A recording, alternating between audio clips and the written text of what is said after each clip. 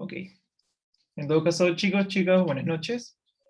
Todavía vamos a empezar a las 8:05, si no hay ningún problema. Y ok, esperamos entonces.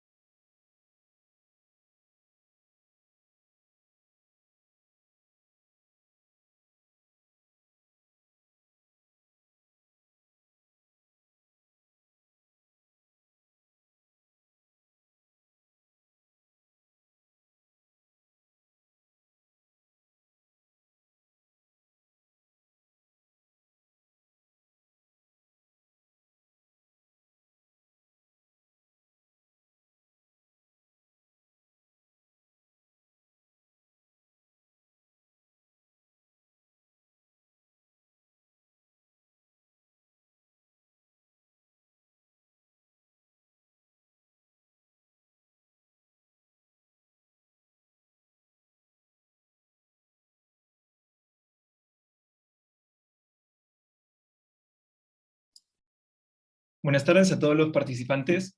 En primer lugar, muchas gracias por su participación.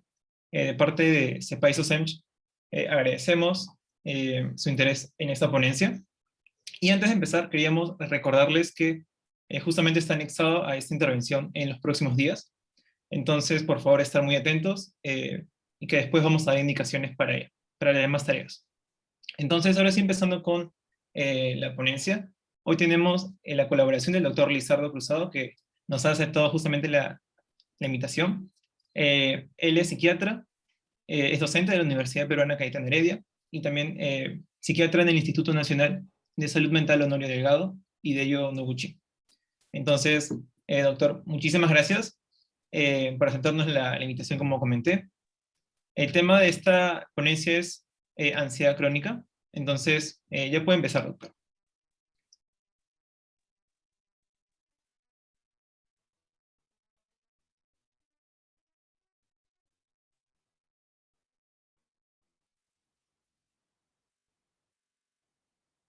Con ustedes estos momentos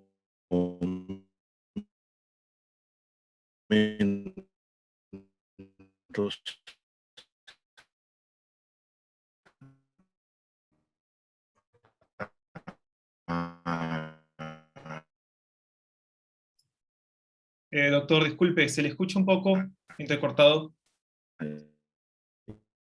Y esta charla.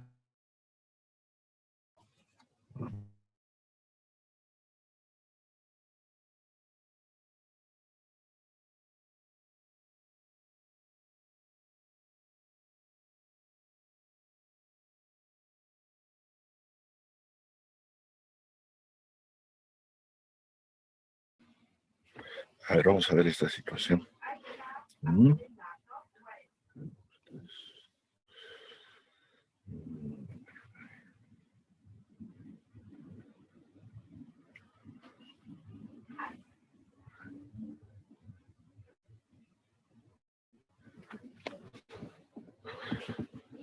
¿Aló, aló? Sí, me parece que ya se escucha mejor. Esperemos que sí. Bueno, les decía que estoy muy agradecido, muy contento de compartir esta conversación sobre temas relacionados con salud mental, porque hay una pandemia de problemas de salud mental y ya no solo una pandemia de enfermedades infectocontagiosas, como es esto del coronavirus, ¿no? De hecho, ahora que ustedes en plena formación médica van a ver gran cantidad de problemas de salud mental, no porque vayan a ser solamente psiquiatras o se dediquen al campo, sino porque manifestaciones de los problemas de salud mental son variopintas, diversas, necesitan un diagnóstico diferencial adecuado y obviamente todos nuestros pacientes requieren un manejo integral, ¿no? El manejo completo del tratamiento y rehabilitación para la detección, para la educación y para la derivación respectiva. Quisiera compartir mi pantalla. Sí, ya puede A compartir ver, pantalla. muchas gracias. Vamos por acá.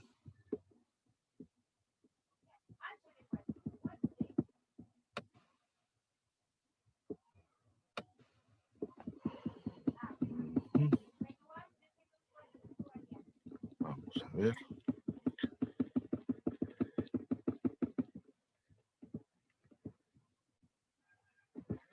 Muy bien.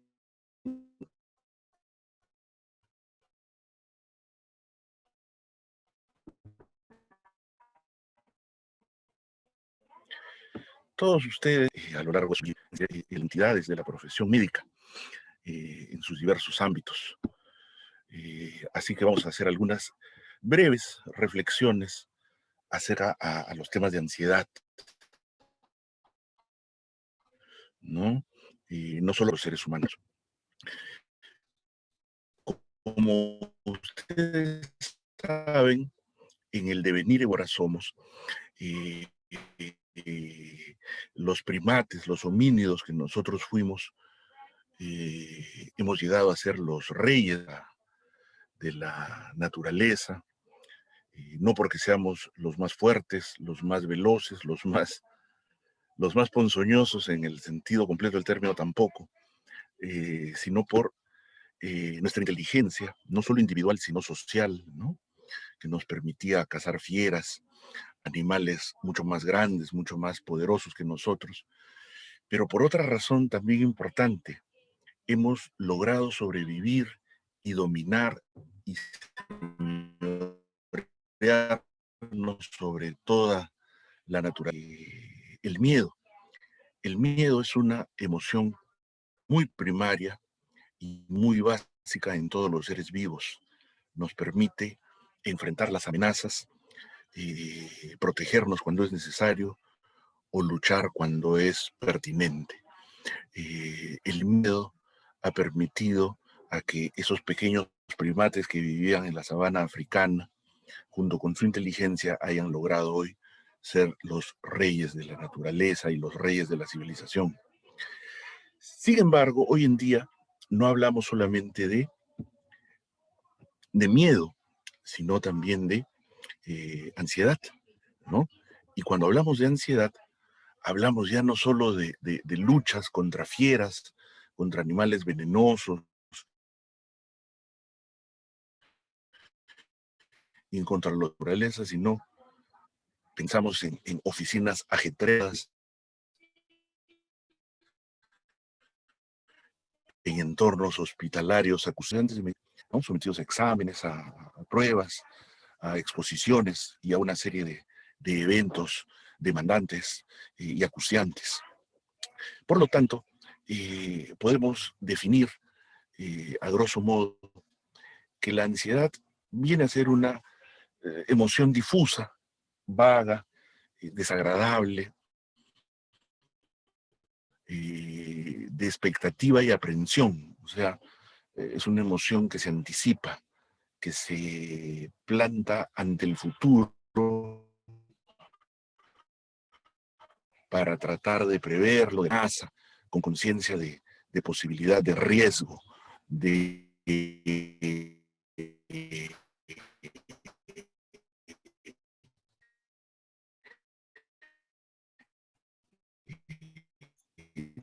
Doctor, disculpe, usted se daño encuentra factible entrecortando.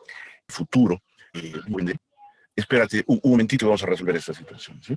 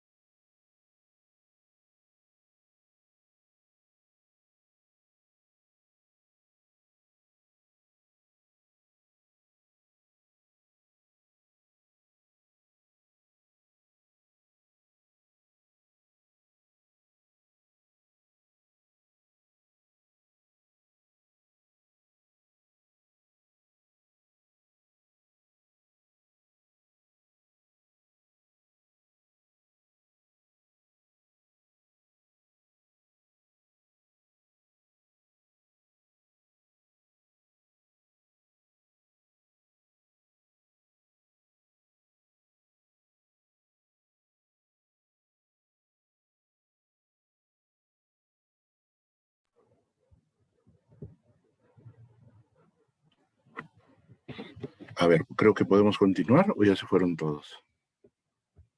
No, doctor, aquí seguimos. Qué bueno. Sí. Les ruego que me disculpen. Ustedes saben que dentro de esta nueva normalidad que nos ha tocado vivir, tenemos que soportar estos imponderables de la señal y de los espacios para el uso del Internet. Bueno, estábamos hablando del miedo y de la ansiedad, que son dos emociones que tienen mucho en común, pero que también tienen una gran diferencia. Si bien el miedo nos ha permitido sobrevivir ante amenazas reales, ante amenazas enormemente complicadas como fieras, fuerzas de la naturaleza, hoy en día la ansiedad es una emoción que tiene que ver con amenazas de diferente índole, como los entornos laborales, familiares, la inseguridad ciudadana y todos los riesgos inherentes a la existencia que tenemos. Entonces, si la ansiedad es una emoción que se anticipa al futuro de manera expectante, de manera aprensiva, avisorando riesgos, problemas, complicaciones, es obvio, como vamos a ver, que requerirá una serie de adaptaciones fisiológicas y expresión de síntomas corporales, ¿no? Pero esto es un interjuego que involucrará fenómenos mentales, ¿no? Y a la vez fenómenos corporales. Esto es bien importante porque debemos dejar de lado y olvidar la dicotomía cartesiana, ¿no? ¿En qué sentido? Asumir que hay problemas que son solamente psiquiátricos y problemas que son solamente somáticos. Eso es una postura errónea. Un buen ejemplo es la ansiedad. La ansiedad no es un problema meramente psicológico, no es algo que esté en la mente. La ansiedad es un problema que involucra cuerpo y mente a través del sistema nervioso y a través de eh, vías neuroendocrinas, ¿no? La ansiedad es un ejemplo paradigmático de la unión estrecha entre la mente, que se asienta en el sistema nervioso, y el resto del organismo. ¿No? No hay una ansiedad que sea solo psicológica, como a veces se dice con buena intención, no todo está en tu mente, mentira. La ansiedad no está en la mente, la ansiedad está en todo el cuerpo y en todo el sistema nervioso del individuo. Es una de las primeras cosas que debemos recordar para no desconcertarnos ante los fenómenos que encontremos y para hacer un manejo adecuado e integral de las personas con este tipo de problemas. Por lo tanto, como decíamos, el miedo que experimentamos siendo homínidos en las sabanas africanas se presenta ante amenazas conocidas, externas, bien definidas, ¿no? Y de manera súbita, por ejemplo, una fiera, ¿no? Ante una fiera era evidente que teníamos que huir o, en caso factible, luchar, ¿no? No nos planteábamos si estaba al borde de la extinción, si era una alucinación o si tiene las garras recortadas, ¿no? Era una situación inmediata de supervivencia, de instinto de sobrevivir. Y esta era una amenaza pues que duraba poco tiempo, ¿no? Un león no te perseguía días, ni semanas, ni meses, ¿no? Luchabas contra él y sobrevivías o eras muerto. Era una situación aguda, intensa y potente de enfrentamiento entre la fiera y el primate, y la emoción era igualmente tumultuosa y paroxística. En cambio, cuando hablamos de ansiedad, la amenaza es vaga, no es difusa. Muchas veces, más que ser externa, es interna, ¿no? Tiene que ver con la manera en que concebimos, imaginamos eh, o reproducimos mentalmente determinado fenómeno externo, ¿no? Involucra un conflicto entre una o más tendencias internas de la persona. Y a diferencia del miedo que era abrupto, paroxístico, la ansiedad es insidiosa, ¿no? Tiende a ser duradera, persistente, reiterativa, crónica, no desaparece con facilidad, reaparece y se perpetúa.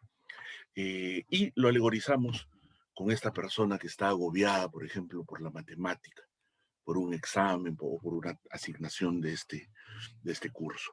Entonces, como vemos, miedo y ansiedad tienen cosas en común, pero también diferencias importantes que debemos considerar. Aún así, dentro de la ansiedad, podemos identificar dos vertientes, ¿no? La mayoría de ustedes, o por decirlo mejor, la mayoría de nosotros, si no todos nosotros, tenemos niveles de ansiedad probablemente por encima del resto, ¿no? Ustedes hacen una investigación y van a encontrar que el nivel de ansiedad de los estudiantes de medicina, pues, es mayor que el de los estudiantes de comunicación, que el de los estudiantes de educación, que el de los estudiantes de alguna ingeniería, ¿no? Esto lo podemos concebir como un grado de ansiedad aceptable, ¿no? Y que tiene un fin utilitario y práctico. Ustedes saben perfectamente que una persona con un grado favorable de ansiedad tiende a tomar las cosas en serio, tiende a ser responsable, tiende a ser una persona consciente, ¿no? Que prevé, que es meticuloso, cuidadoso, disciplinado en sus labores, ¿no? Y eso ustedes lo saben desde que han sido muy, muy chiquillos, ¿no? El muchacho, la muchacha que tienen estas características son personas en quien se puede confiar porque sabes que van a cumplir los plazos, van a ser responsables, van a asumir con entereza una tarea que les encomiendes.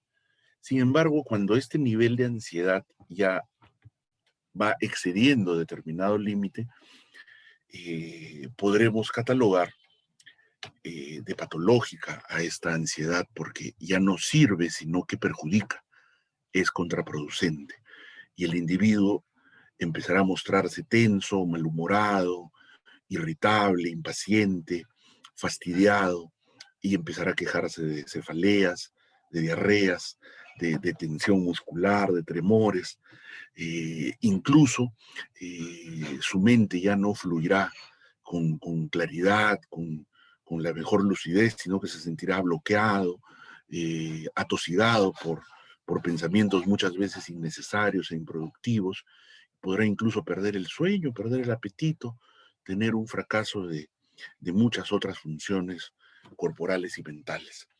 Entonces, la ansiedad globalmente entendida no siempre es negativa, no siempre es mala, no siempre es problemática ni perjudicial, ¿no? Como estamos viendo, hay un nivel adecuado y apropiado de ansiedad. Ahora bien, ustedes han usado, y todos empleamos la palabra estrés de manera bastante amplia, ¿no? Estoy estresado, fulanito es demasiado estresado, o fulanito es demasiado estresante, también podemos decir, ¿no? O sea, la palabra estrés la empleamos con mucha frecuencia cuando hablamos de ansiedad, de situaciones agobiantes, de situaciones de exigencia. Pero ¿será lo mismo exactamente ansiedad que estrés? Recordemos de dónde viene la palabra estrés, porque viene del campo médico y no estrictamente del campo psiquiátrico. ¿Ya? Este señor con bata blanca y con una ratita en la mano, ¿no? Eh, es un médico austriaco que se llamaba Hans Selye, ¿no? Y fue uno de los principales estudiosos del estrés. De hecho, él escogió la palabra estrés del idioma inglés, porque él no, al inicio no hablaba inglés, viajó desde Europa a Estados Unidos, y él se dio cuenta que sometiendo a estos animales de laboratorio a diferentes estímulos, ¿no? Por ejemplo, temperaturas extremas, dolor, traumatismos, incluso sustancias determinadas, había una respuesta fisiológica, ¿no? Diferentes parámetros fisiológicos, diferentes parámetros hormonales en estos animales.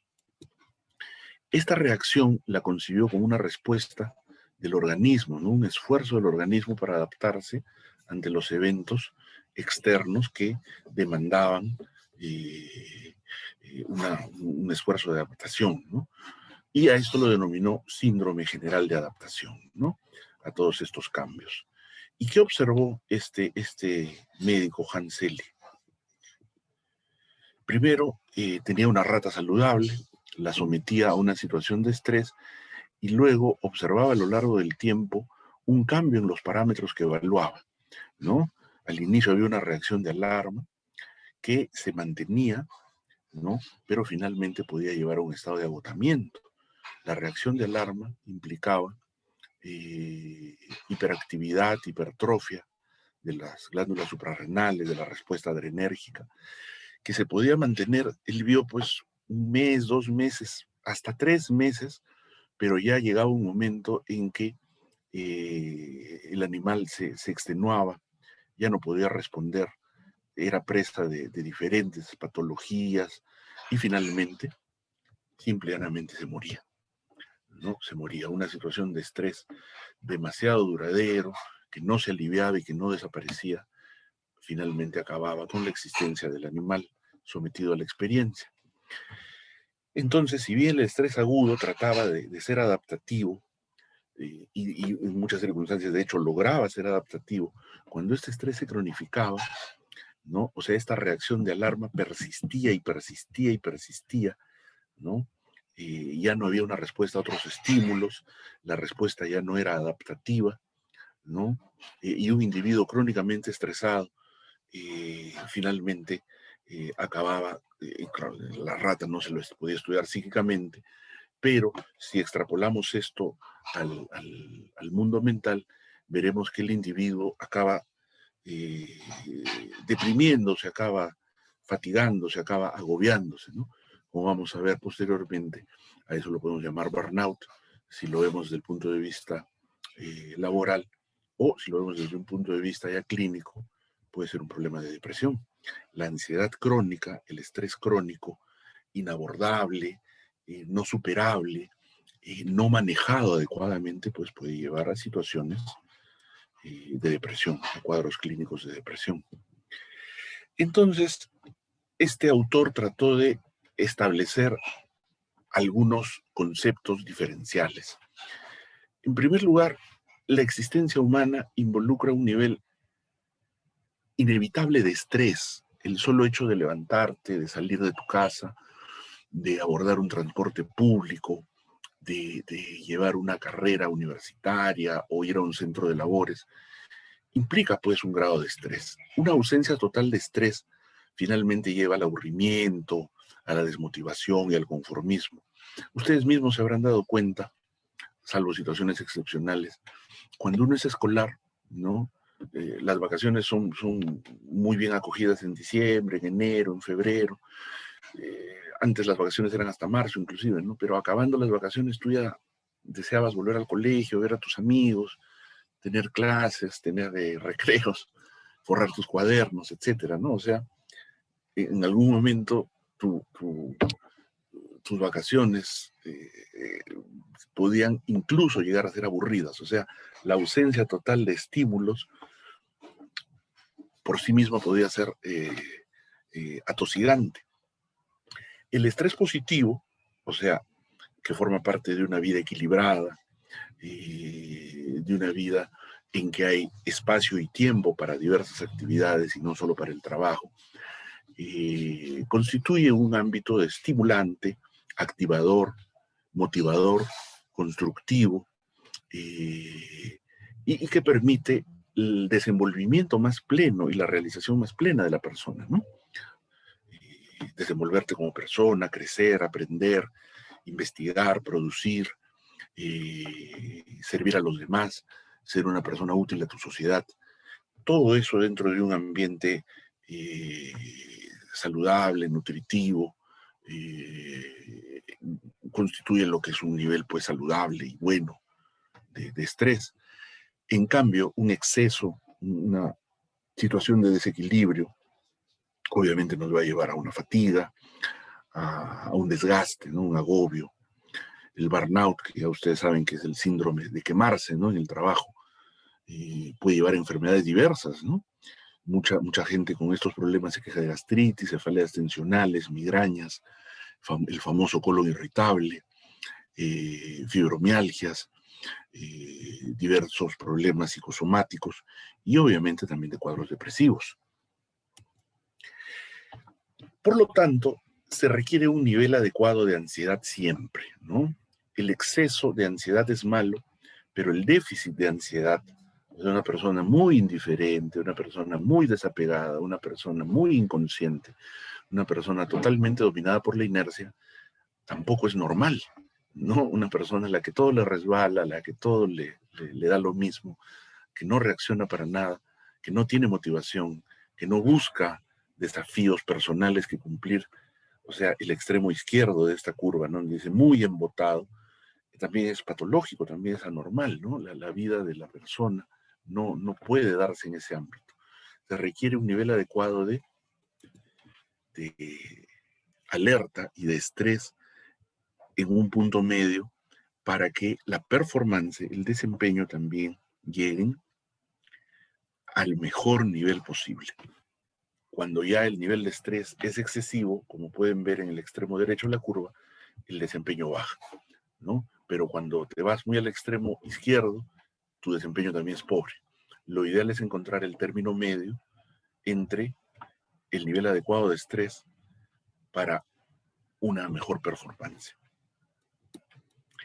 Entonces, los trastornos de ansiedad en realidad son los más frecuentes a nivel comunitario.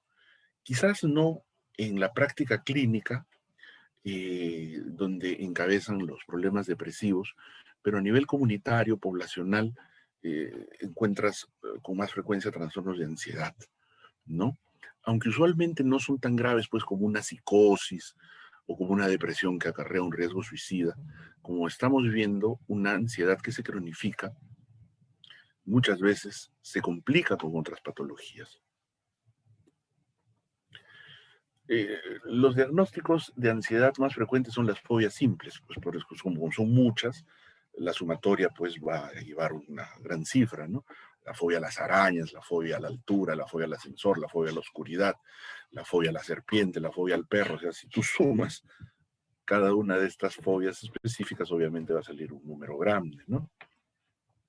Y las crisis de pánico son las urgencias psiquiátricas más frecuentes y que cualquier médico en una emergencia general va a ver, ¿no?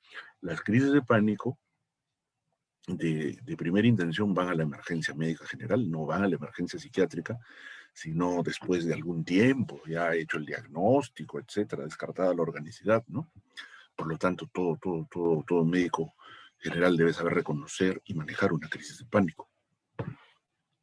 Los trastornos de ansiedad, como la gran mayoría de trastornos psiquiátricos primarios, son más frecuentes pues, en gente joven, ¿no? Como ustedes que tienen pues, alrededor de 20, están pasando los 20 años.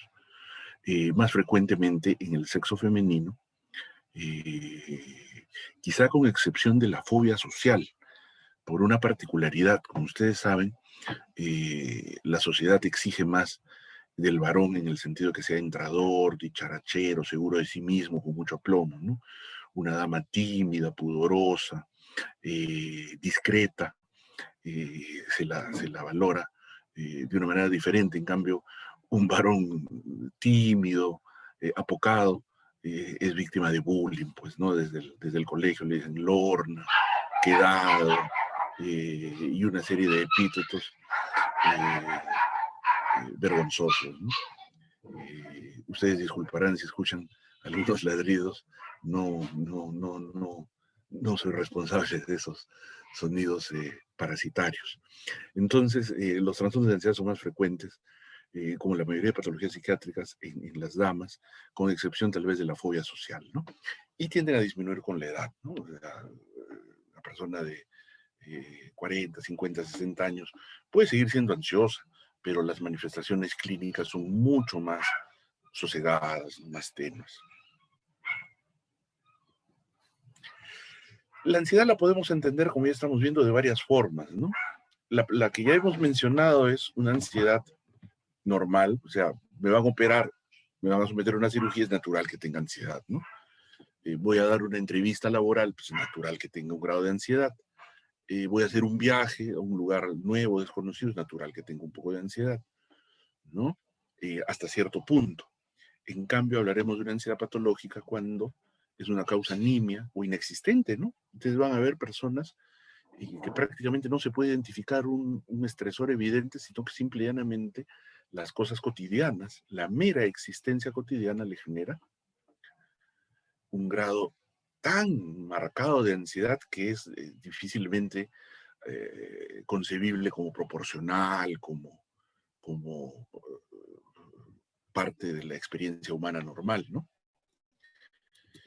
Y el otro ámbito es la ansiedad como un rasgo duradero de la manera de ser de la persona, ¿no? O sea, hay personas que somos un poco más ansiosas que el resto, ¿no? Ese es un rasgo de personalidad, ¿no? Yo normalmente sé que soy una persona un poco nerviosa, un poco estresada, y ustedes ya se conocen y saben más o menos cuál es el nivel promedio de estrés de cada uno. En cambio, si vamos hacia la parte superior, veremos que hay una ansiedad tipo estado, o sea, decir, no, yo antes no estaba así ansioso, desde hace un mes estoy sintiéndome así, yo normalmente no soy así.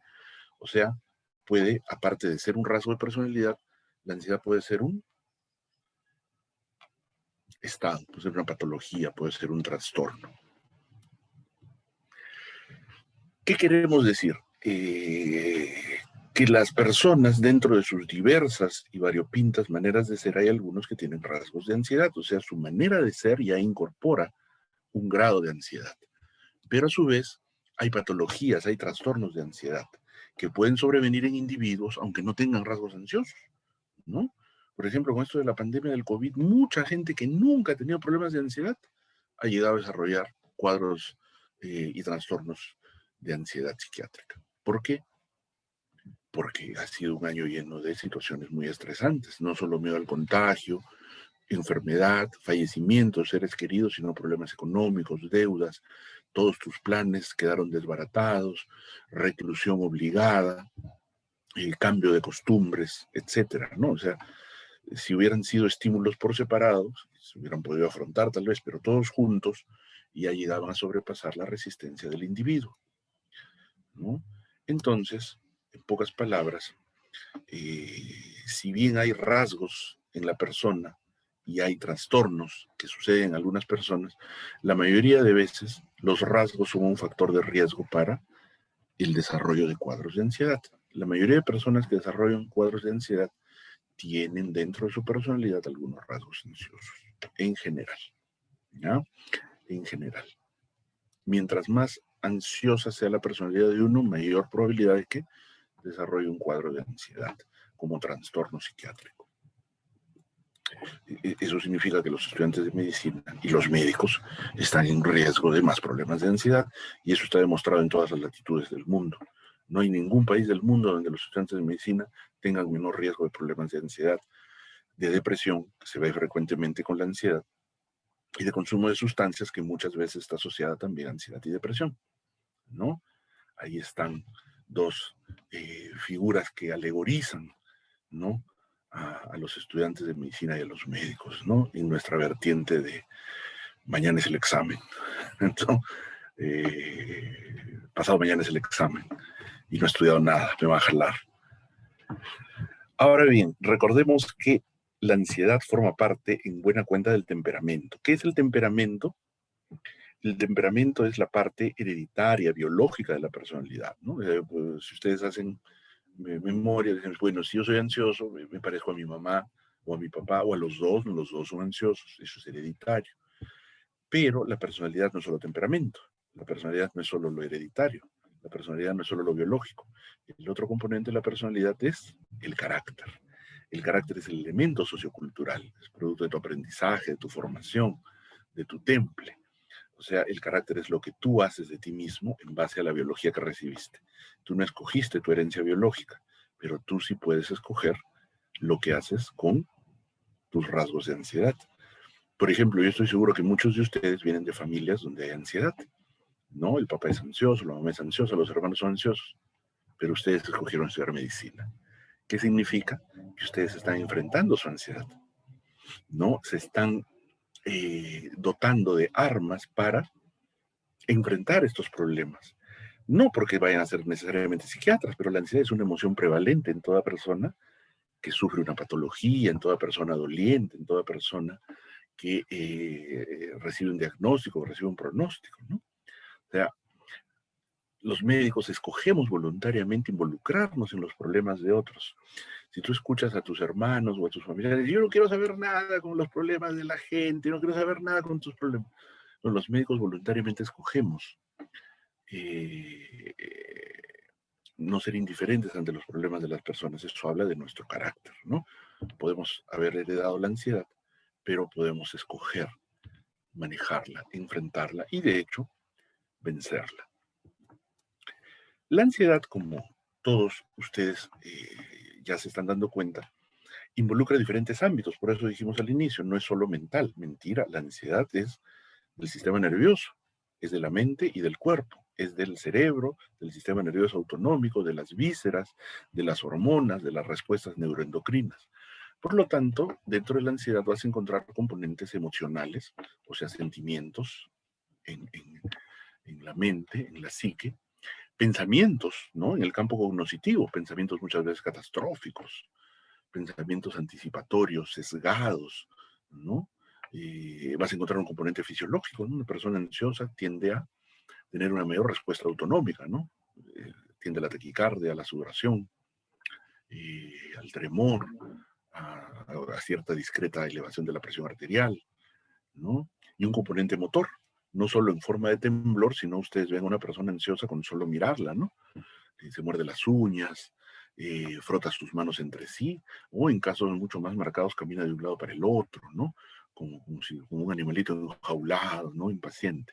O sea, todo esto nos permite asomarnos a la ansiedad desde diferentes ventanas, ¿no? La ansiedad se manifiesta en muchas formas y todas ellas debemos ser capaces de captarlas, identificarlas para captar en toda su amplitud la vivencia y la situación de nuestros pacientes.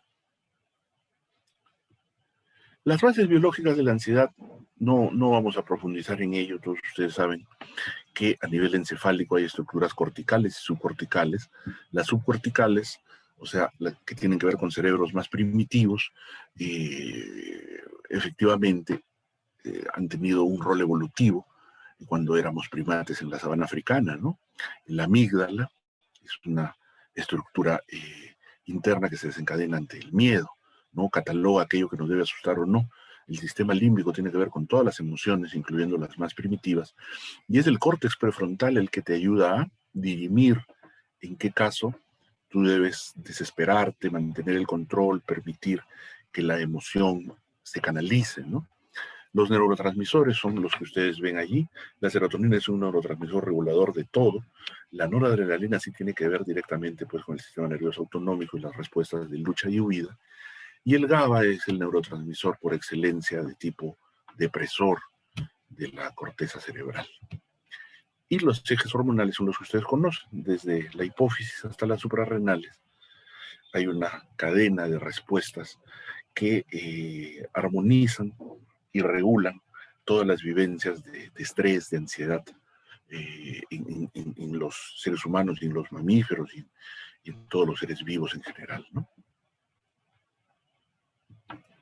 Esto implica una interacción de todas estas estructuras, desde la corteza, la subcorteza, el sistema nervioso autonómico que está equilibrado entre el simpático y el parasimpático, ¿no?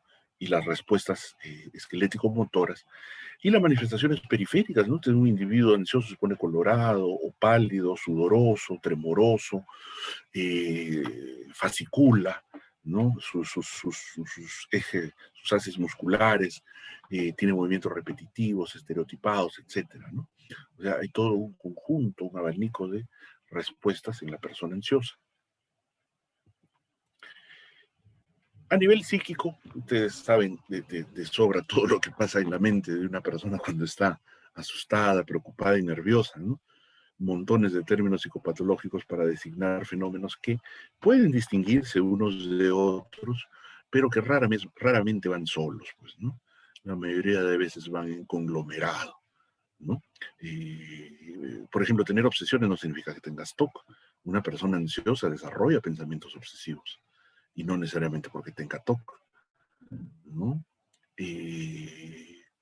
La procrastinación no es de gente vaga, eso de empiezo a hacer mis cosas y me distraigo en otra cosa, ¿no? Y no avanzo, no es porque seas indisciplinado, es porque eres tan perfeccionista que te estresa ponerte en contacto con el trabajo que tienes que hacer y mejor primero revisas tu Facebook, o primero mejor revisas tu Instagram, o primero mejor revisas tu correo electrónico, ¿no? Y lo vas pateando para adelante tu obligación porque te genera tanto estrés que instintivamente casi lo vas dejando de lado, ¿no? Y ya en situaciones muy extremas el individuo puede sentirse abrumado por el contenido psíquico de la ansiedad, ¿no? Ya no puede pensar con claridad, está aturdido, ah, completamente invadido por preocupaciones, anticipaciones y sesgos catastróficos. Lo llevan a la sensación de estar al límite, ¿no? Es un término descriptivo muy vívido, ¿no? El individuo siente que está, pues, al borde del estallido, ¿no? Del, eh, de un fracaso generalizado de su funcionamiento psíquico, ¿no? Ya no da más. Y a nivel periférico, si ustedes recuerdan momentos ansiosos, extremos o intensos, todos los rincones de nuestro organismo pueden manifestar la ansiedad, ¿no? Desde las vísceras, ¿no? Se te suelta el estómago, ¿no? Se te puede dar diarrea, mareos, náuseas, sudas, estás tenso, te da taquicardia, puedes sentir opresión en el pecho, presión torácica, sensación de que se cierra la garganta, temblores, malestar estomacal como mariposas en el estómago, sensación de náuseas, ganas de ir al baño, ¿no? Que ya te haces pipí, ¿no? Y a cada momento, ¿no? Urgencia miccional. O sea, es un gran grupo de síntomas, ¿no? Un gran grupo de síntomas que el individuo ansioso puede experimentar. Diferentes. Algunos individuos predominan las molestias, por ejemplo, de tipo, entre comillas, cardíaco, presión de pecho y taquicardia, ¿no? Si piensan que están teniendo un infarto. Con otros predominan las molestias de tipo respiratorio, ¿no? Sensación de atragantamiento, de cerrazón de garganta, sensación de disnea, de falta de aire, ¿no? Eso lo vamos a ver ahorita en las crisis de pánico. No vamos a hablar con detalle de todos los trastornos de ansiedad, porque nos quedaríamos esta mañana, pero en general en todo trastorno de ansiedad, y esto es una clave para el diagnóstico, tienen que encontrar cuál es el objeto fóbico. ¿Qué significa objeto fóbico? ¿Cuál es el elemento que genera la ansiedad del individuo? Porque los otros dos elementos los tienen todos los trastornos de ansiedad. Todos los trastornos de ansiedad tienen conducta evitativa, o sea, tratas de no exponerte a lo que te da ansiedad. Si te da ansiedad exponer en público, tratas de no exponer, ¿no? Si te da ansiedad las arañas, no haces limpieza de tu cuarto debajo de los muebles, ¿no?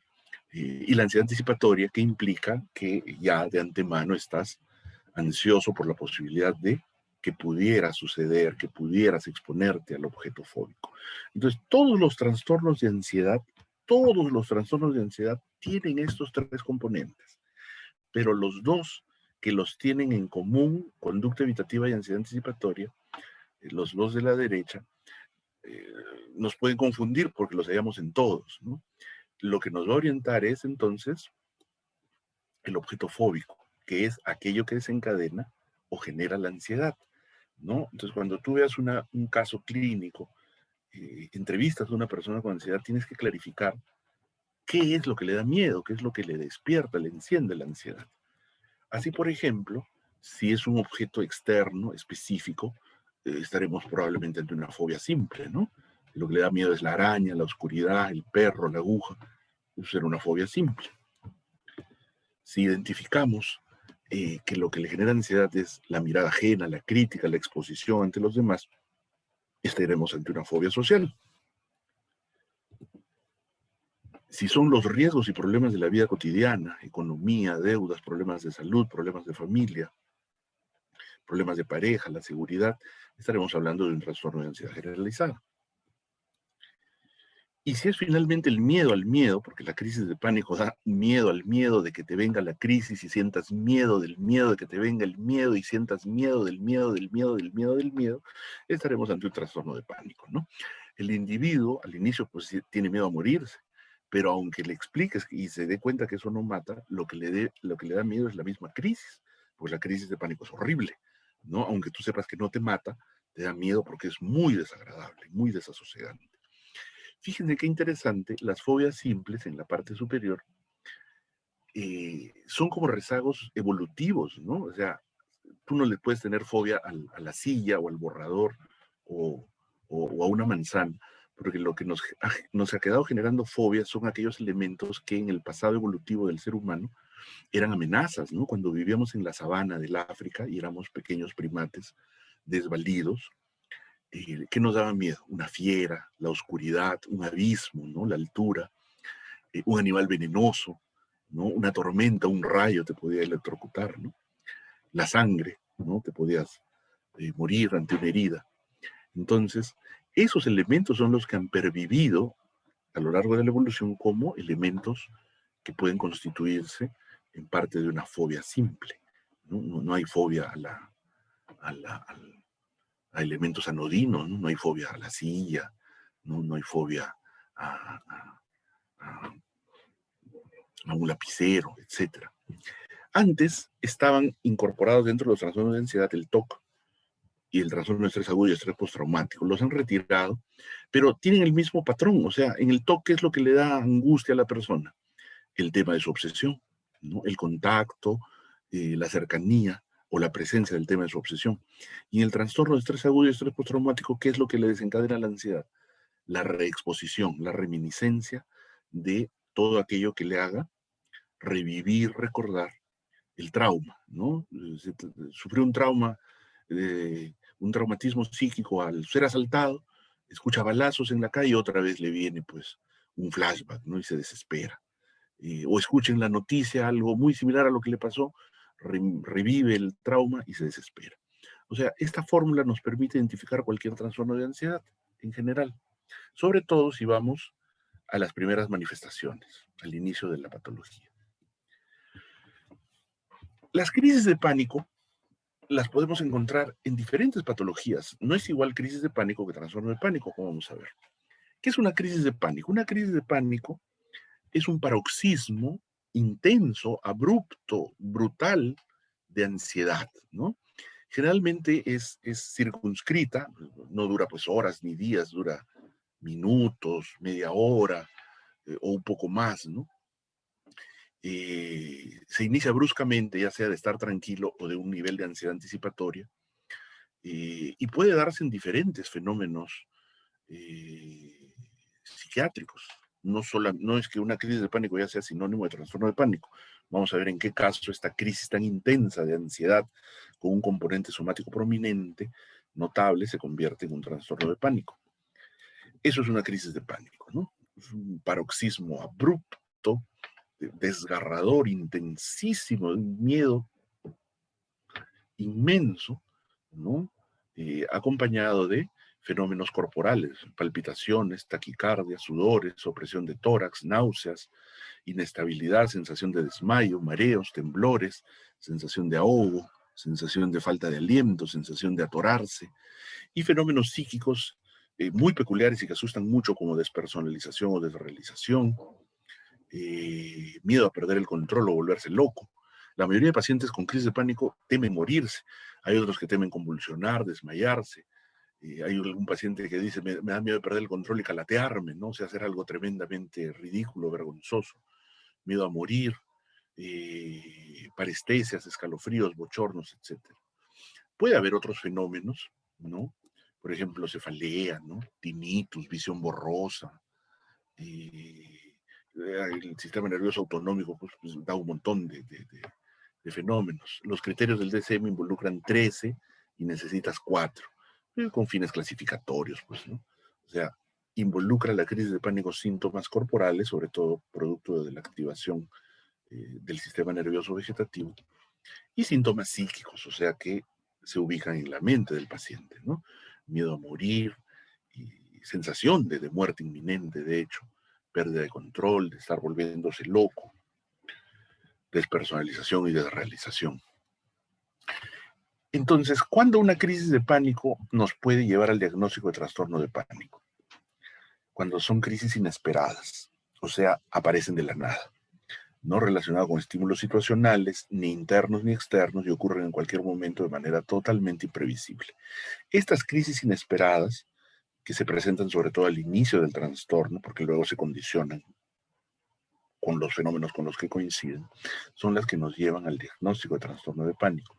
En cambio, las crisis situacionales dependen pues de las circunstancias, ¿no? Por ejemplo, un fóbico social sale a exponer, pone su USB y en vez de que salga su PowerPoint salen las fotos de su infancia, ¿no?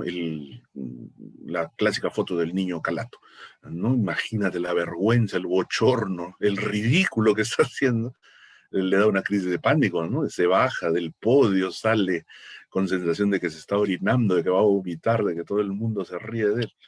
Esa es una crisis de pánico, pero desencadenada por el estresor social, por la situación social humillante. Esa crisis de pánico, por lo tanto, no te lleva al diagnóstico de trastorno de pánico, sino que será el diagnóstico adecuado, una fobia social en la que se ha presentado una crisis de pánico. O un TOC, por ejemplo, ¿no? Un individuo con convulsiones de limpieza. Abre un anaquel antiguo y le cae una nube de cucarachas encima. ¡Ah! Y grita desesperado, imagínate, cubierto de cucarachas, la mugre, el asco, y le da una crisis de pánico. Esa crisis de pánico no era inesperada, no era espontánea, sino desencadenada por la situación, ¿no? Él tiene tanta obsesión de contaminación y compulsión de limpieza que estar cubierto pues, de cucarachas le va a desencadenar una crisis de pánico. Y las crisis predispuestas en las que puede o no presentarse en función de un evento, ¿no? Por ejemplo, si te dio la crisis de pánico subiendo una combi, es muy probable que te vuelva a dar cuando subes una combi, pero no es que siempre te va a dar, ¿no? Entonces, lo más importante es que la crisis de pánico se puede ver en cualquier patología ansiosa, pero también depresión, también trastorno bipolar. Incluso hay personas con esquizofrenia y crisis de pánico. Y consumo de algunas drogas. Por ejemplo, la marihuana es una droga tremendamente panicogénica, ¿no? Cuando a un chico marihuanero o chica marihuanera le da crisis de pánico, santo remedio, porque va a dejar de consumir, porque la crisis de pánico lo va a asustar, ¿no? Y la resaca alcohólica también se presenta.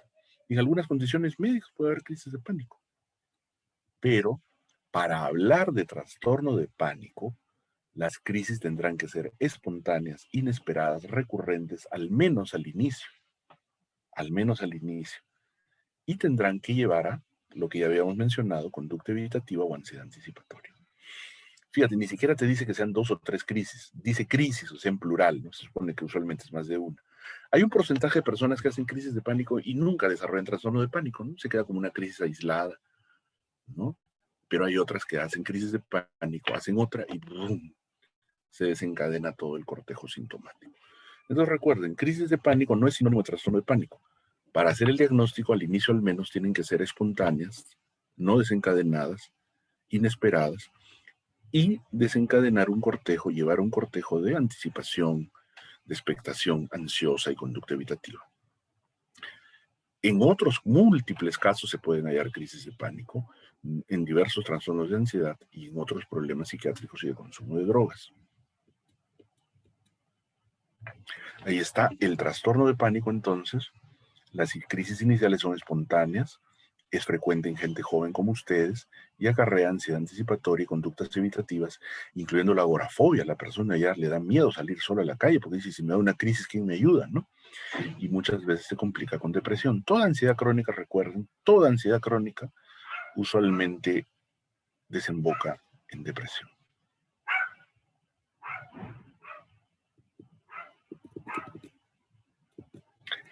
Obviamente el diagnóstico diferencial es amplio, pero no significa que vas a descartar todos y cada uno de estos. En la bibliografía hay hasta 100 patologías y que pueden dar síntomas de ansiedad, ¿no? Una buena historia, un buen examen son lo que primero debe orientarnos para un posible diagnóstico diferencial, ¿no? Un debut de crisis de pánico siempre debe evaluarse adecuadamente, o como vamos a ver, en personas pues fuera de la edad usual, ¿no? Entonces, como las molestias son de diferentes ámbitos, vas a encontrar muchos lugares del organismo, muchas causas hipotéticas que pueden dar pues este tipo de molestias, de manifestaciones. Y por eso es que los pacientes con trastorno de pánico peregrinan diferentes especialistas, ¿no? El año pasado, por ejemplo, después de la primera parte de la cuarentena, cuando volvimos a la atención presencial en la consulta privada, los dos primeros consultorios que se activaron fueron psiquiatría y cardiología, ¿no? Todos los pacientes pasaban primero por el cardiólogo y luego por el psiquiatra. ¿Por qué? Porque todos tenían pues mucho miedo de que esas palpitaciones, esa opresión de pecho, fuera pues una enfermedad cardiovascular, ¿no? Que pudieran morirse. Pero como las manifestaciones del pánico son diversas, ustedes en diversas especialidades pueden llegar a ver pacientes con pánico, ¿no? Hay que evaluarlos adecuadamente, sin exagerar. Recuerden, el paciente que sale más asustado de la consulta médica a la que ha ido, probablemente el médico no ha hecho de la mejor manera su trabajo. No es que le vamos a mentir o le vamos a engañar al paciente, no, pero tampoco se trata de asustarlo, ¿no? Si el paciente va al médico y sale más asustado de lo que llegó, hay algo que tal vez no se ha hecho bien. Entonces, cuando la persona está fuera del rango de edad de los trastornos psiquiátricos primarios, entre 15 y 40, no sé si llega una persona por primera vez con una aparente crisis de pánico y tiene 80 años, de ninguna manera vas a pensar que en primer lugar esto es psiquiátrico primario, ¿no? Tienes que descartar la organicidad. Si el paciente además es diabético, hipertenso, tiene una neoplasia, tiene lupus, es córtico dependiente, primero pues, tendrá que sospechar, no tendrá que ver con esto, esta reacción de pánico. Ausencia de síntomas psicológicos, o sea, una crisis de pánico no tiene solo síntomas somáticos, ¿no? Pues el paciente puede temblar, tener taquicardia, sudar, pero si no tiene síntomas psicológicos, esto no parece una crisis de pánico. La crisis de pánico tiene de los dos tipos, síntomas somáticos y síntomas psíquicos, simultáneos, concomitantes, ¿no? Cuando solo hay síntomas somáticos, hay que pensar, oiga, esto probablemente no sea solo una crisis de pánico. Y síntomas atípicos, ¿no? Por ejemplo, una crisis parcial compleja que produce amnesia del fenómeno, pérdida de conciencia, hay que pensar, ¿no? Oiga, pues el aura puede parecer pues una crisis de pánico, pero el resto del fenómeno no es. El paciente con pánico usualmente no se desmaya, no acaba tirado en el piso, ¿no? Para nada, para nada. Hay una serie de parámetros, ¿no? O sea, que el fenómeno se desarrolle de manera importante, de manera prominente, sea intenso, muy intenso, impacte enormemente en la vida del paciente, o sea de una duración prolongada, ¿no? En estos casos uno tiene que pensar, oiga, hay que evaluar bien a este paciente, ¿no?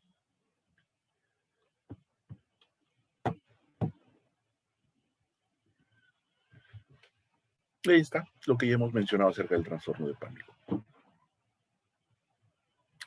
Puede complicarse con depresión, consumo de drogas, y las personas deprimidas con ansiedad tienen mayor riesgo de suicidio que aquellas que solamente tienen depresión. El trastorno de pánico tiende a ser crónico, pero no significa que va a durar toda la vida el paciente, sino que hay épocas que desaparece, hay épocas que puede reaparecer, ¿no? O sea, es fluctuante, no es que todos y cada uno de los días de su vida va a ser igual, ¿no? Y, por ejemplo, muchos pacientes que yo vi hace años y les di de alta han reaparecido por la pandemia. Algunos con una franca recaída y otros no. La fisiopatología abarca lo que ya hemos mencionado, amígdala, locus ceruleus, que es donde se procesa la noradrenalina y gatilla las crisis pánicas, el sistema límbico, que tiene que ver con las emociones de ansiedad anticipatoria, junto con el córtex prefrontal. Transmisión noradrenérgica aumentada, transmisión serotoninérgica disminuida. La serotonina es un regulador de múltiples fenómenos, no solo emocionales en el sistema nervioso, ¿no? Por eso es que los IRS, los antidepresivos, los inhibidores selectivos de recaptación de serotonina, al aumentar la serotonina, mejoran ansiedad, mejoran depresión, mejoran bulimia, modifican el sueño, modifican la impulsividad, el apetito, la función sexual. La serotonina regula un montón de funciones a nivel del sistema nervioso. El manejo del pánico es sencillo. El manejo agudo, o sea, cortar la crisis implica el uso de benzodiazepinas, y el manejo ya definitivo, o sea, erradicar totalmente las crisis, hacer que desaparezcan, involucra el uso de antidepresivos. Un paciente en crisis aguda no le vas a dar una fluoxetina porque no le va a hacer nada. Para cortar la crisis de pánico se le da una benzodiazepina, ya sea por vía oral, diazepam, clonazepam o alprazolam, o si es una crisis muy severa, parenteral, ¿no? Un midazolam intramuscular. Cuando ya has evaluado al paciente, has descartado organicidad, el paciente tiene que ir al profesional de salud mental, el psiquiatra, y recibir un IRS junto con la benzodiazepina, porque el IRS demora un poquito en actuar y mientras tanto la benzodiazepina disminuye los niveles de ansiedad, hace que las crisis sean más infrecuentes, más leves, ¿no? Hay algunas cosas que no es necesario que todos los pacientes vayan al psicólogo, eso no es así. Si tú haces bien la psicoeducación, le enseñas al paciente cómo enfrentar la crisis de pánico, el paciente probablemente no necesite ningún otro componente. Y la medicación no es para toda la vida, no es que va a depender de las drogas, ¿no? Ustedes saben que el Perú es un país lindo, pero todavía nos falta mucho desarrollo. Y a veces nuestros pacientes, aparte que el médico los asusta, le creen más a su vecina o a su casera de las papas, pues, ¿no? Entonces dicen, uy, la droga, eso es, te vas a volver adicto, ¿no? Esas son pastillas que el psiquiatra son para locos y toman un mes. Al mes ya están bien y lo dejan, pero es demasiado, pues, breve, ¿no? Demasiado precoz. El mínimo debe durar unos 6 meses y así ya no hay recurrencia y se erradican totalmente las molestias. Eso es lo que les decía, el trastorno de pánico, ¿por qué es importante tratarlo? No solo porque genera sufrimiento, sino porque puede complicarse con agorafobia. El individuo agarra un miedo terrible a ir a lugares concurridos, alejados de su casa, o donde no pueda recibir ayuda, ¿no? Incluso dentro de su casa tiene miedo de estar solo. Prefiere que alguien lo acompañe en una habitación porque siente que si le pasa algo, ¿quién lo va a auxiliar? Los pánicos que no se tratan, que se cronifican, frecuentemente llevan a la depresión. Por eso cuando un paciente llega con depresión siempre hay que evaluarlo adecuadamente. Hay que evaluarlo adecuadamente para encontrar el probable pánico al inicio, ¿no? Se deprimió, pero no empezó como depresión. Y otras comorbilidades, ¿no? Un paciente que se cronifica su ansiedad, se enferma de muchas cosas, no solo psiquiátricas. Gastritis, colon irritable, migrañas, cefaleas tensionales crónicas, etc. ¿Qué le tenemos que decir al paciente? Lo primero es que lo que siente es real, ¿eh?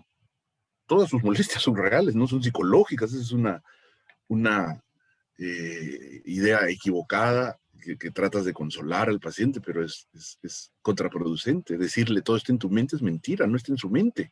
Lo que siente de verdad lo siente y lo siente a través de su sistema nervioso, sobre todo autonómico. Pero lo que es incorrecto es la idea que se hace de que eso es aviso de muerte. Eso es incorrecto. Pensar, me estoy muriendo, eso es incorrecto. Lo que siente usted es real.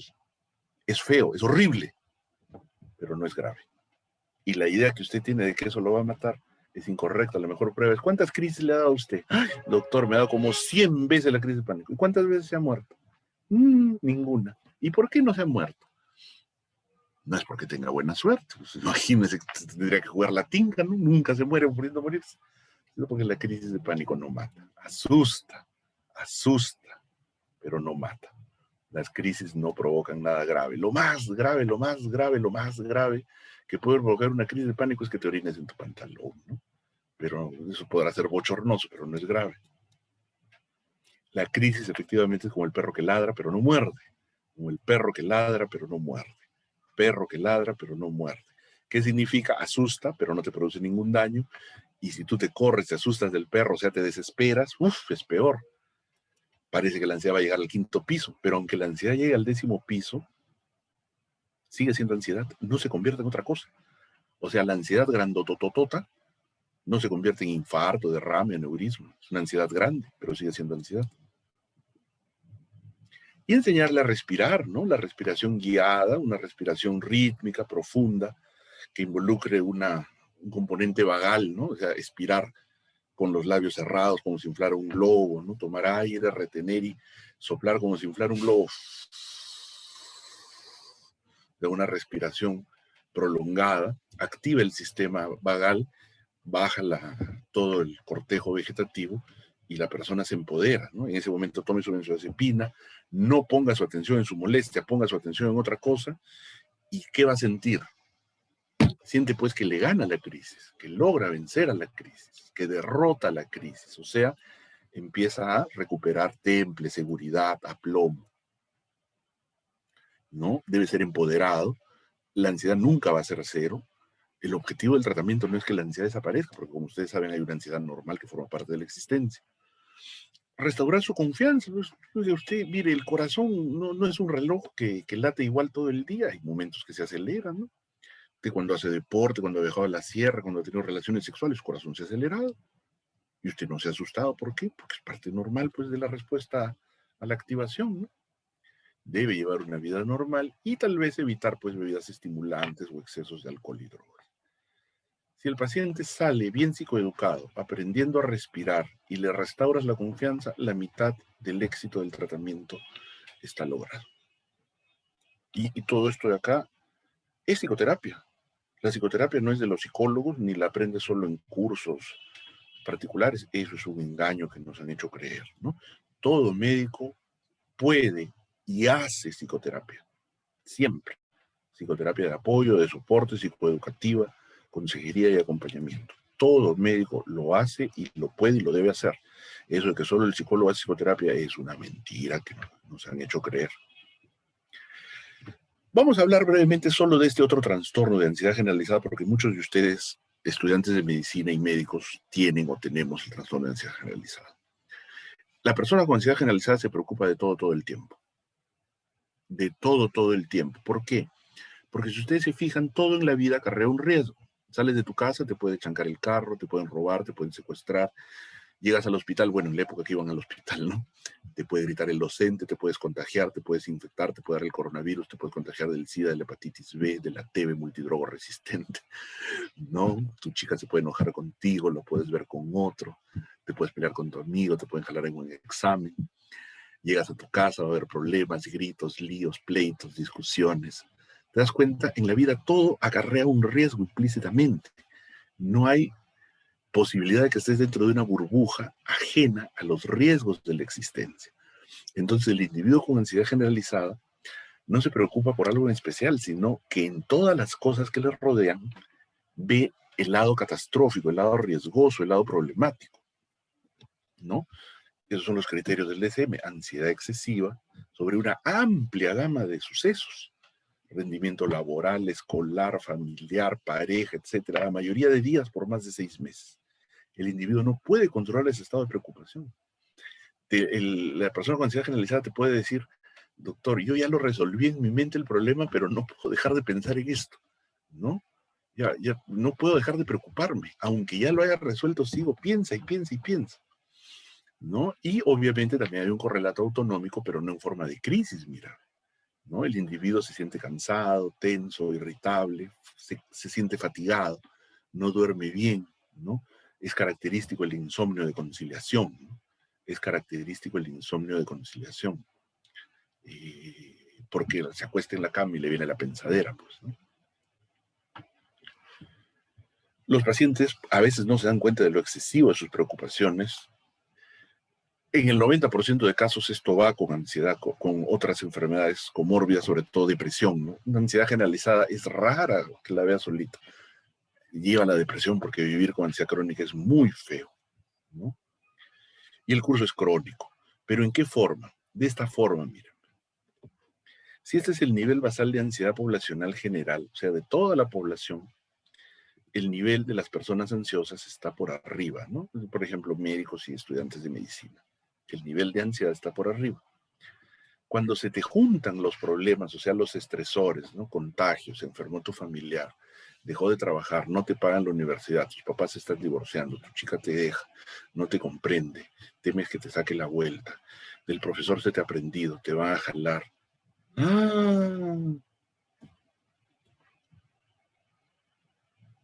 Tu nivel de ansiedad, que ya estaba por encima del promedio, hace una curva más acusada, y a eso le llamamos trastorno de ansiedad generalizada. El objetivo del tratamiento no es que tú vuelvas al nivel de la línea verde, porque tú nunca has estado en el nivel de la línea verde, tú has estado en la línea roja. O sea, tu nivel de ansiedad va a volver a lo previo, en que probablemente tú manejabas tu ansiedad. sabías manejar, vivías con tu ansiedad, era tu sello personal. Pero cuando las cosas se juntaron, bueno, recuerda, el estudiante de medicina es fuerte, pero no es de fierro. Son dos cosas diferentes. Si se nos juntan las cosas, tenemos derecho a llegar a un momento en que podemos desarrollar un trastorno de ansiedad. La fobia social también es frecuente porque los problemas de ansiedad rara vez van solos, ¿no? Son diátesis, son predisposiciones que van juntas. Muchos estudiantes de medicina pueden tener ansiedad generalizada y también tener fobia social, o en una época tenía ansiedad generalizada y en otra época fobia social, que como ustedes saben es el miedo a la crítica, a la interacción social, ¿no? A la mirada juzgadora, a la mirada observante, acuciosa, y el temor pues de defraudar, de hacer el ridículo, de hacer algo vergonzoso, ¿no? La fobia social, cuando es severa, empieza desde la infancia, ¿no? Y usualmente tiene un curso también crónico. Hay épocas que se exacerba, sobre como en la ansiedad generalizada cuando se juntan las cosas, y hay épocas que se atenúa. El miedo se da en diferentes situaciones sociales. El individuo rechaza la interacción social. El miedo es desproporcionado, ¿no? O sea, si tú te fijas, recuerda, el miedo ante un león en la jungla no tiene nada que ver pues con el miedo a exponer en público, ¿no? Porque el exponer en público, ¿qué te va a hacer? No te va a comer. Te das cuenta, ¿por qué la ansiedad social se ha desarrollado? O sea, ¿por qué los seres humanos tenemos ansiedad social? Por una razón bien simple. Evolutivamente, la capacidad de socializar y de interactuar con los demás es lo que nos ha hecho humanos, ¿no? O sea, los animales no han formado sociedades, tribus, ¿no? A lo mucho son grupos, pues, eventuales. Los primates por ahí tienen cierta jerarquía social, pero los humanos, nuestra inteligencia social, o sea, nuestra capacidad de interactuar, se ha desarrollado enormemente, por lo tanto también nos ha hecho vulnerables, ¿no? Las personas con fobia social son muy temerosas de desagradar, de ofender, de ser juzgadas, y si bien estos rasgos ya llegan a ser disfuncionales, en proporciones adecuadas, ¿qué hace una persona que es discreta, es respetuosa, espera su turno, piensa mucho en no desagradar a los demás? O sea, en determinado nivel estos son rasgos que la evolución ha preservado, ¿no? Si no, hubiera desaparecido pues la gente tímida. Si la gente tímida no sirviera para nada, ya habría desaparecido, ¿no? La gente tímida y discreta sirve, incluso en las sociedades orientales es un gesto bien visto, ¿no? Por ejemplo, en el Japón tú no puedes mirar a los ojos a otro, eso es invasivo, es una falta de respeto, ¿no? Entonces, si bien estos rasgos en grado excesivo son problemáticos, en un grado discreto y morigerado, forman parte de la variación humana normal, ¿no? Adicionalmente, hoy en día la sociedad occidental pues privilegia el que tú seas hablador, extrovertido, dicharachero, entrador, ¿no? No necesariamente porque eso intrínsecamente sea mejor, sino porque la sociedad privilegia eso. Puede ser específica de performance, o sea, solo cuando expones, ¿no? El típico estudiante que puede ir a la fiesta, puede conocer gente, puede tener su chica, pero le dicen, vas a exponer, le paga otro, ¿no? Escoge la parte más chiquita, el clásico que escoge material y métodos, ¿no? Cuando vas a presentar su tesis, escoge material y métodos porque solo va a leer, no va a discutir, no va a analizar material y métodos, ¿no? En este caso, la medicación tiene un rol muy circunscrito, ¿no? O sea, no le vas a dar un año de ir solo para que exponga un día, ¿no? Ahí más utilidad tiene el entrenamiento, la preparación y una dosis baja de benzodiazepina o alprazolam, ¿no? En cambio, la generalizada sí, pues toda interacción social te agobia, ¿no?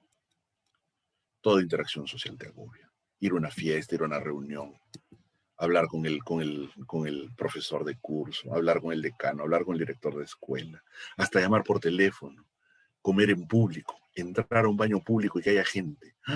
La fobia social generalizada es el infierno en la tierra, ¿no? Hacer un trámite, ¿no? Ser asertivo, expresar tu opinión, ir a cualquier tipo de espacio donde haya mucha gente, que te presenten a otra persona. Eso es una cosa tremenda, pues la fobia social generalizada es el infierno. Y se puede distinguir pues de la agorafobia, ¿no? La agorafobia es una complicación del pánico, miedo a que en un lugar no puedas recibir ayuda, no puedas escapar, no puedas salir. Mientras que en la fobia social es no miedo a eso, sino a la mirada de los otros. Esto lo vamos a saltar. Uy, aquí estaba todo el TOC, el trastorno postraumático, un montón de cosas porque vayamos a esto. Finalmente, porque ya nos hemos extendido bastante. No he escuchado nada. Yo quiero creer que me están escuchando y que se me esté escuchando, ¿no?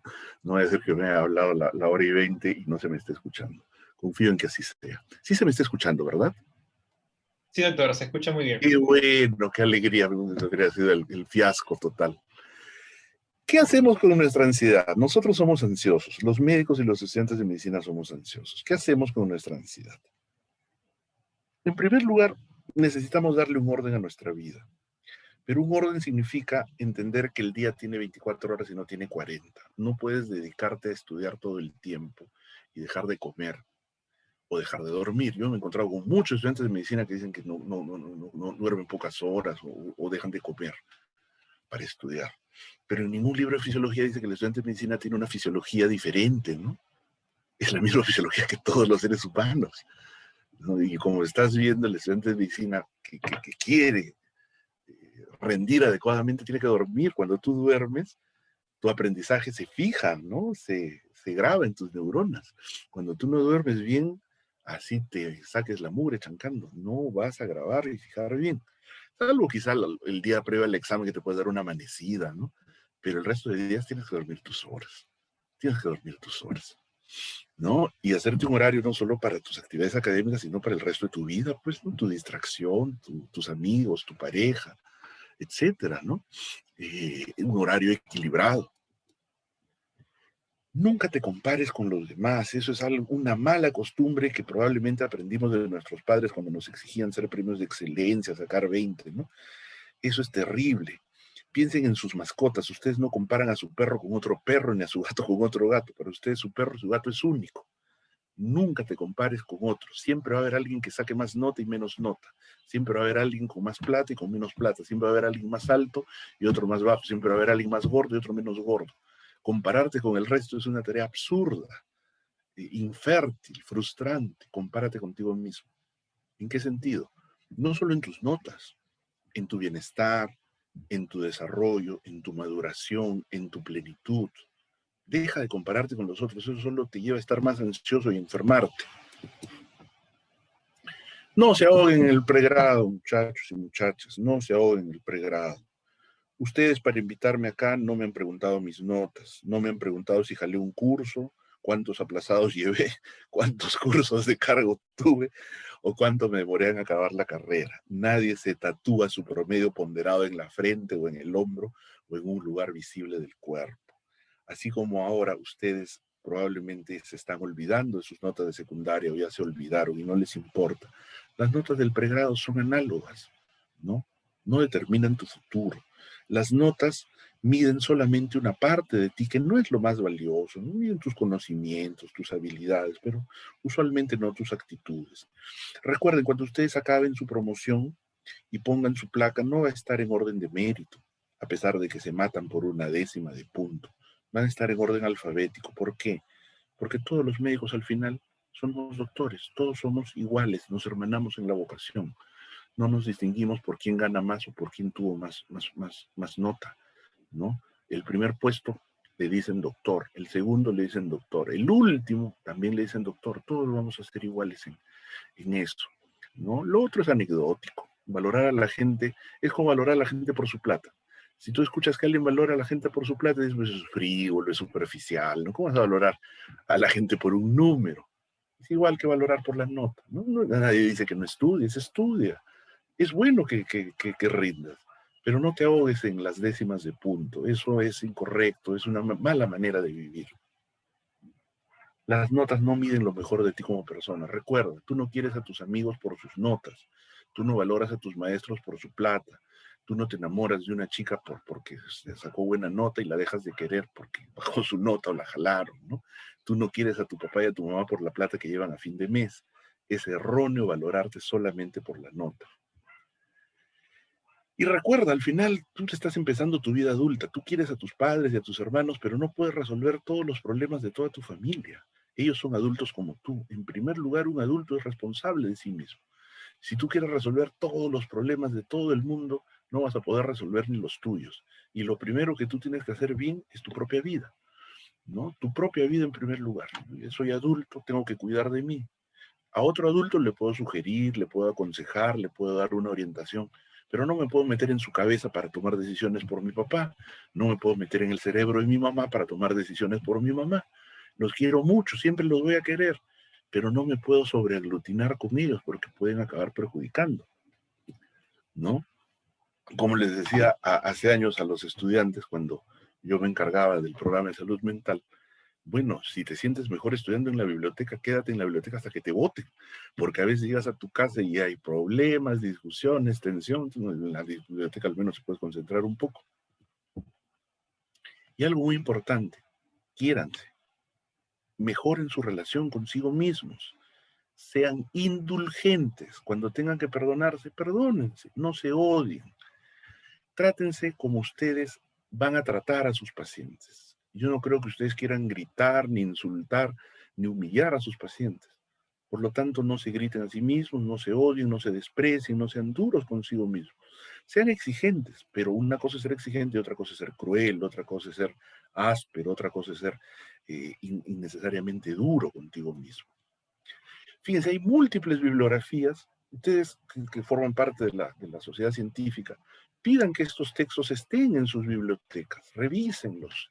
El bienestar del estudiante de medicina es parte inexcusable de su formación, no solo académica, sino que, como dice un viejo adagio, ¿no? Un médico es una persona buena que sabe curar. Nos preocupamos mucho por aprender a curar, pero no por ser personas buenas. No solo en el sentido, pues, candoroso del término, ¿no? Sino de vivir bien, de vivir equilibradamente, de vivir en paz, de vivir con salud mental positiva. Mientras eso no lo tengamos, podremos curar bien, podremos recetar bien, pero nuestra función médica va a estar retaseada y nuestra vida va a estar incompleta. Recuerden que un médico tiene varios trabajos, pero no solo como médico, ¿no? O sea, no es que trabajes en varias clínicas.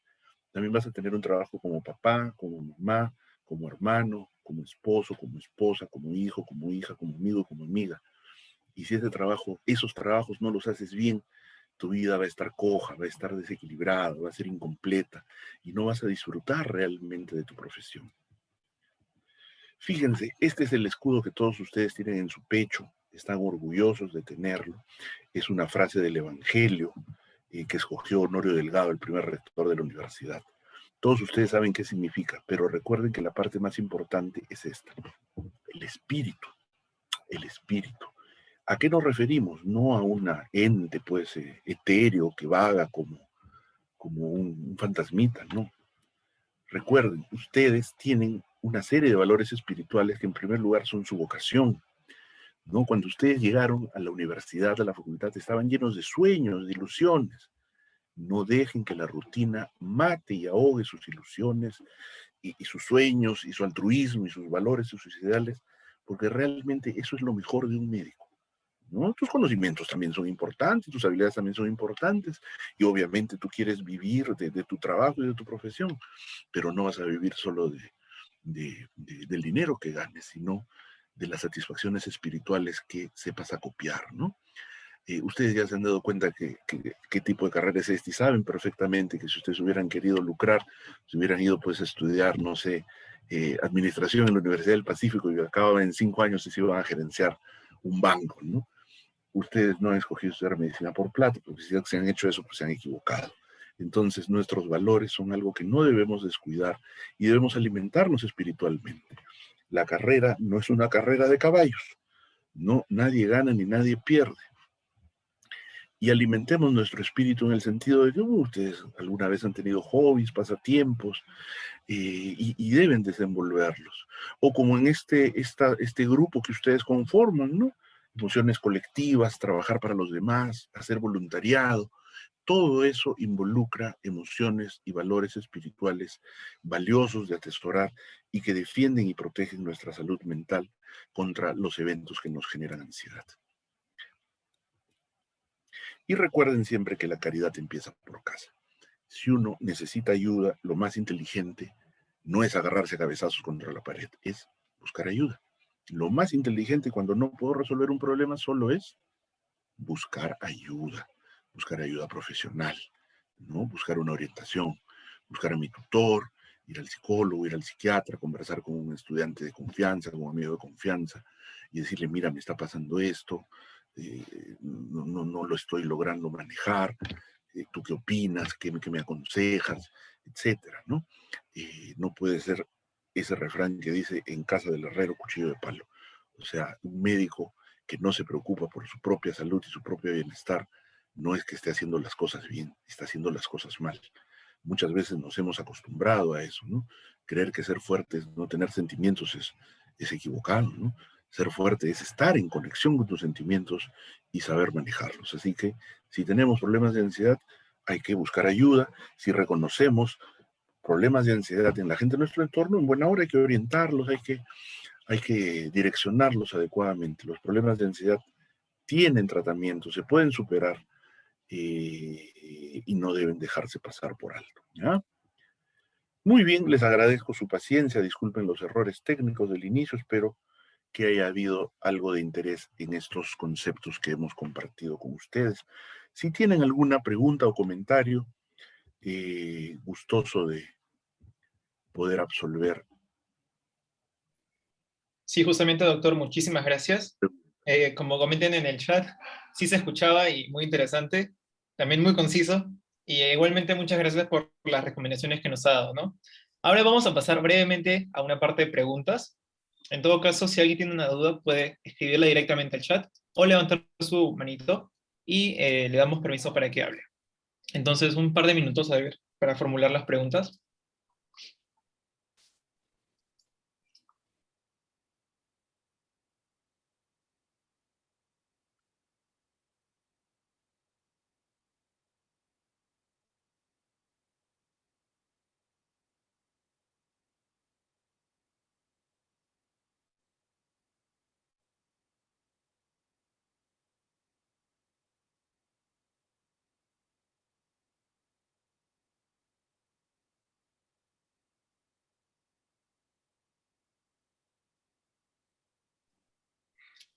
Bueno, a mí me ha llegado una pregunta al privado que dice sobre los fármacos para tratar las fobias, ¿se recomiendan por sobre la psicoterapia?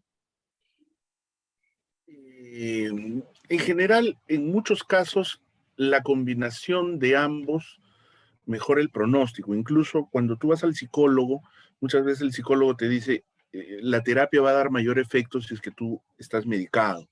¿Por qué? Porque un estado intenso de ansiedad o de depresión dificulta el procesamiento cognitivo. ¿Y qué es una terapia? Es un aprendizaje. Y un aprendizaje se da mejor cuando cognitivamente te hallas en un nivel adecuado de equilibrio, de bienestar, de lucidez, ¿no? Eso sobre todo para una fobia, por ejemplo, social generalizada, ¿no? O sea, tú tienes una timidez tal que no puedes interactuar con nadie, medicación y terapia. Y si no puedes hacer la terapia, la medicación por sí sola va a ayudar bastante.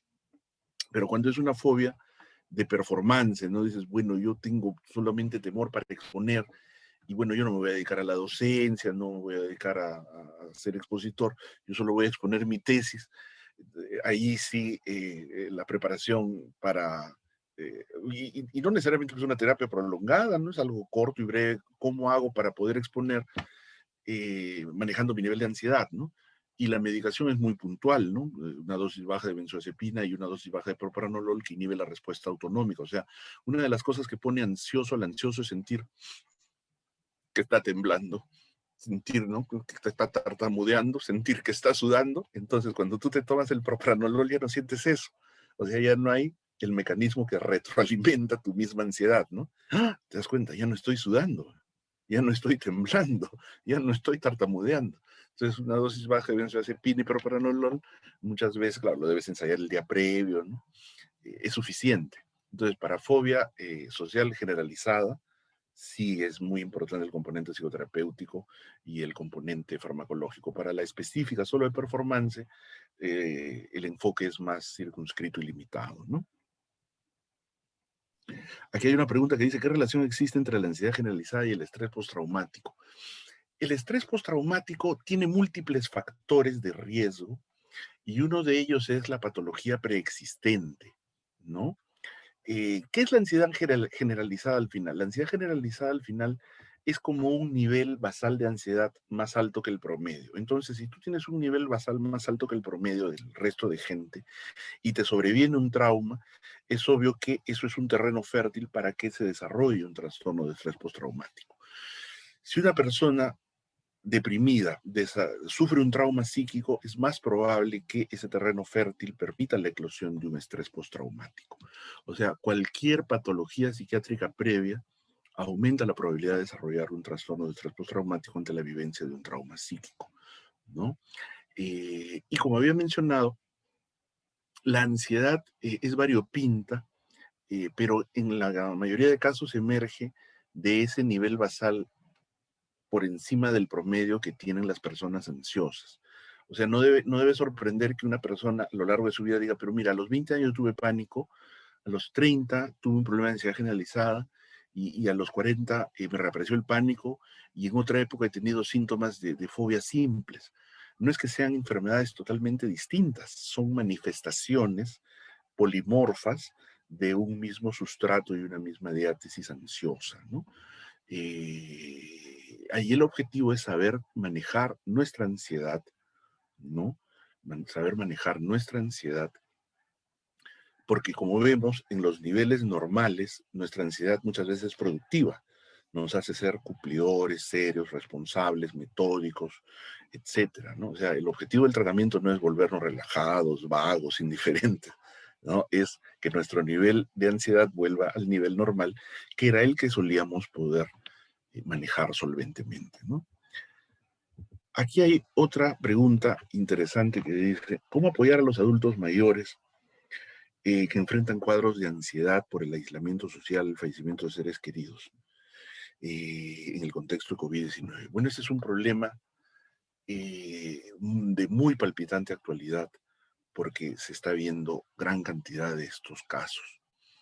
En general, con las debidas precauciones, una persona puede salir a la calle y dar unas vueltas en el parque, media hora, 40 minutos. Eso es muy, muy, muy importante.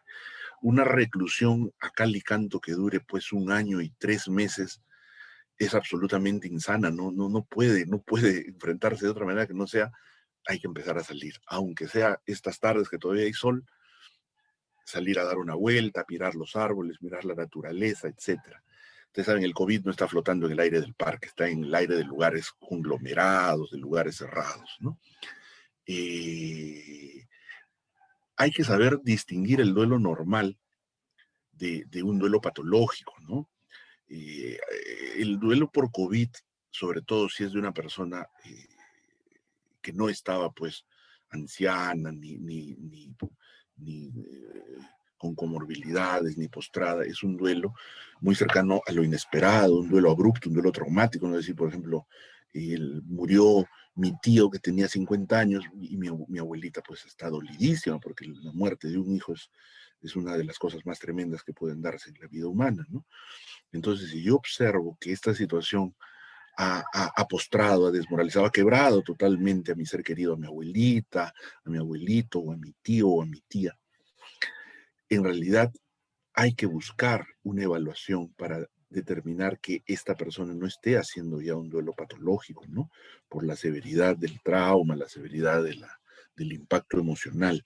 Si no ha habido una pérdida así, o sea, solo ha habido pues enfermedades que ya se superaron y reclusión, lo primero es tratar de normalizar al máximo las costumbres de esta persona, salir, comunicarse por vía virtual con otras personas, y retomando las actividades placenteras que tenía antes, pasatiempos, hobbies, etcétera.